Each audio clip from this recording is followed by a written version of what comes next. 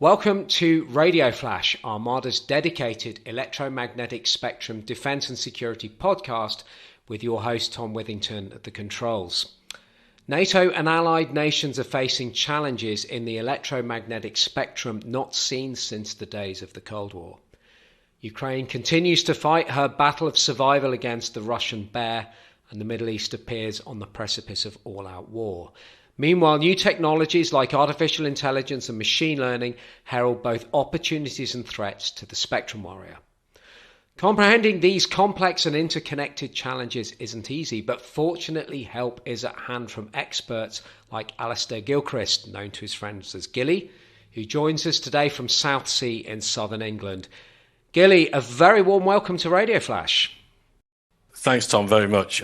Really looking forward to my first podcast with you, and hopefully imparting some wisdom and knowledge to our listeners, and make sure that they maybe understand some of the complexities of operating in the electromagnetic environment in a modern NATO-led operation. Now, I know a fair bit about your electromagnetic spectrum career, but perhaps you could share a little bit about what you've been up to prior to now with our listeners.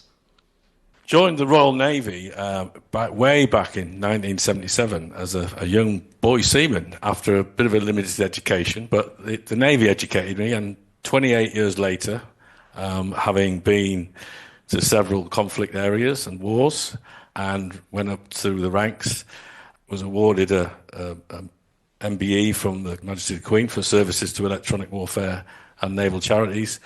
And the operational highlight, which was a very hard lesson learned, was sadly the loss of HMS Sheffield through an exquisite missile in 1982.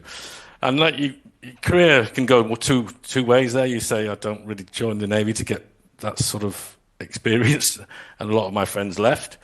I took the other tack and said, no, we need to learn the lessons from that event in terms of what went wrong.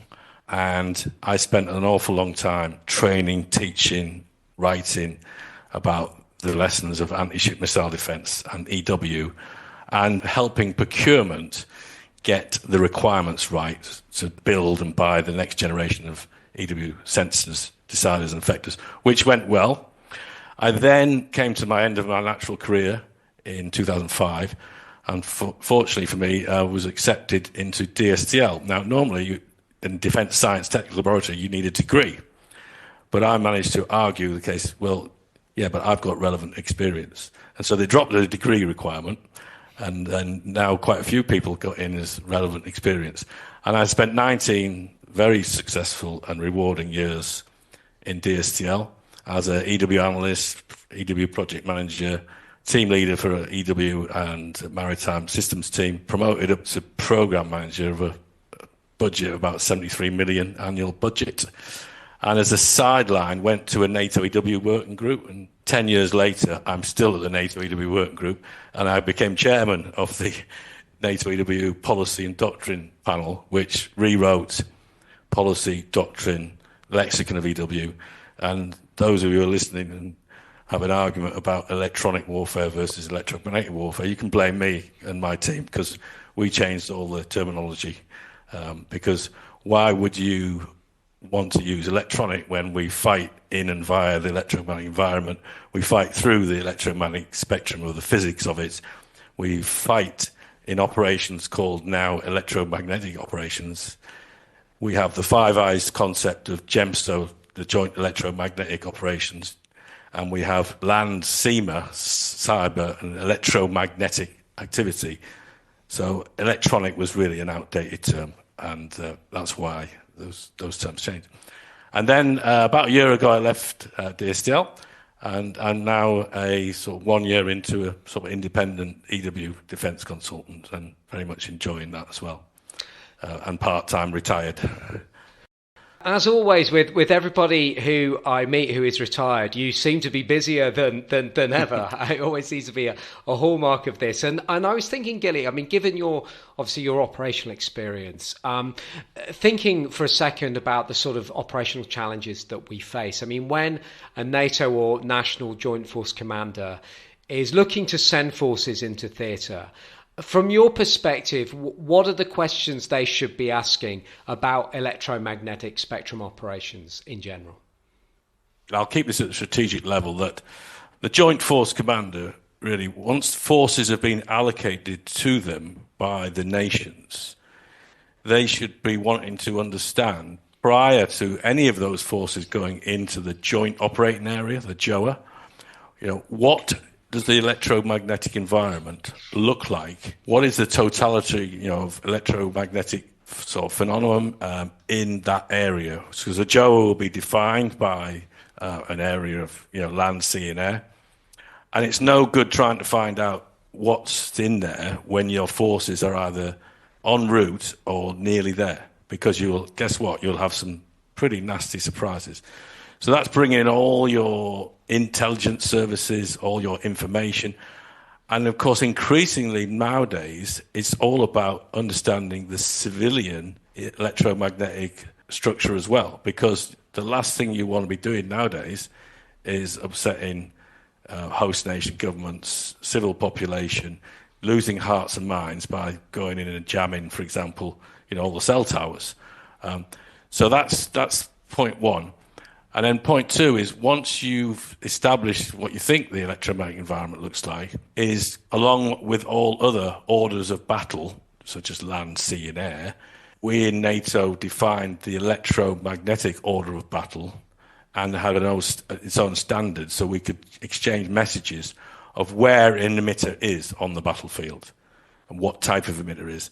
And that's really important to be able to exchange that data.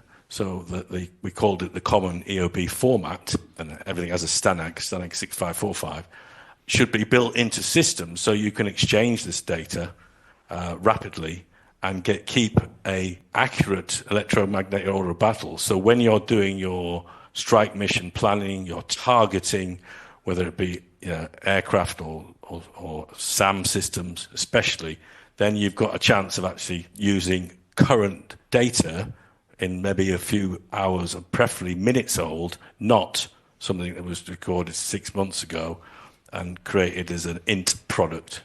And those are the two key strategic questions that an operational Joint Force Commander needs to, in my opinion, really get after before they put forces in there. We mentioned in the intro, obviously, the ongoing situation in Ukraine. We're seeing now, sadly, the Middle East appears to be on the risk of descending into all-out conflict. I mean, just looking, let's say, just at Ukraine for now, there are many lessons regarding electromagnetic warfare, but what are the biggest ones that you've observed so far? EW preparation needs to be long-term commitment to ensure that your service, whether it be your Navy, your Air Force, your land forces, are NATO EW interoperable. That means, in terms of procurement, in terms of standards, you need to be building those into your system and then training them, and that's really important as well, about the training prior to going into theatre. As an afterthought, it's just no good whatsoever. You don't want to be looking at training. Once you've gone in there into theatre, you want to be doing that as you've sort of long before. And NATO commanders, I think, are pretty good at that. You also want, in terms of your electromagnetic battle management staff. So if I was a Joint Force Commander, I would have an EMB now, is in the current policy and doctrine laid down for NATO. So the EMB staff, electromagnetic battle staff, will be managing this. Now, again, training. There's courses at the NATO School or Oberammergau that need to be done for those staff to be able to get after those training requirements. A major lesson in Ukraine is about the kill chain. So sense, decide, effect has to be cost effective and rapid, because it's no good having an exquisite, very large, missile such as a Patriot, for example, and you've got 1,000 drones coming against you. You're going to take some of them out, but you need these rapid capabilities, which might be cheap and cheerful. It might be working about electromagnetic. It doesn't have to necessarily be kinetic. We can assume that a GPS will be taken out, so therefore you need to have some advanced technologies that operate and guide these drones without GPS, so operate in a comms-denied environment. And there's technologies and there's companies that are building those as we speak. And those are going to be game changers, because we are going to not have, GNSS, GPS. The first things that we know, they're gone. They've been taken out. And the final thing I would just say is innovation and the speed of innovation. There's a lot of great people in industry, in academia, in our forces, doing innovation, but the pull through at pace through the procurement models we have, both in NATO and in individual NATO nations, needs to be changed, and it needs to be rapid, and it needs to be not a fear of failure. That those lessons need to be quickly learned and then move on. So just as you software iterate, the software might be 85, 90% successful, you fix the 10% very quickly, because otherwise you'll test everything for 100%, but it may take 2 years in the current procurement processes.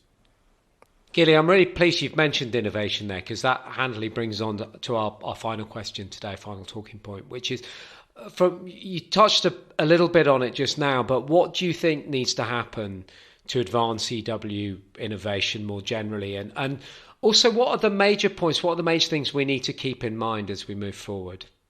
For EW innovation, it's embracing sort of the new concepts that I mentioned earlier on about GEMSO, Joint Electromagnetic Spectrum Operations, with our US colleagues who are leading the way on that. We have a Five Eyes element of that.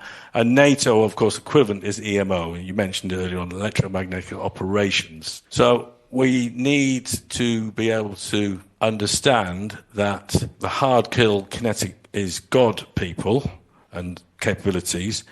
You might need to think of a concept that I've coined quite recently called smart kill. In my naval career and DSL career, soft kill it was always soft kill versus hard kill. I hated the word soft kill because it sounds not very good anyway. But what that meant is things like decoys, countermeasures, jammers, etc. But if we use smart kill, and if we break down the smart, as in, we operate, the first one is spectrum, S for spectrum. We want the electromagnetic sort of warfare is broke down to 3 measures. Yeah, we've still got those measures, if those of you up on EW terminology. It's now electromagnetic support measures, electromagnetic countermeasures, and electromagnetic protection measures. So the M in SMART is those measures, which tend to be not effects-based. They tend to be system and equipment-orientated. So they're built into a jammer, an ECM land jammer, or a jammer from an aircraft. And then I put the ART against realistic threats, because what we've got to do is make sure that there's so much hype against certain threats. I'll give you an example. So A2AD, anti-area access denial. We must make sure that we really understand the actual threat and not the perceived threat from maybe our ill-informed intelligence services or misinformation that's been put into our sort of decision tree and chains of information. And if we are, so the word smart, spectrum, measures against realistic threats. And if we then build our systems around that sort of concept of smart kill, and the kill bit is, the measures is things like sense, decide, effect. So obviously sense is ESM, effect, you can be doing things like ECM, not to get mixed up with the actions of the electromagnetic warfare, which is electromagnetic attack, defense and surveillance.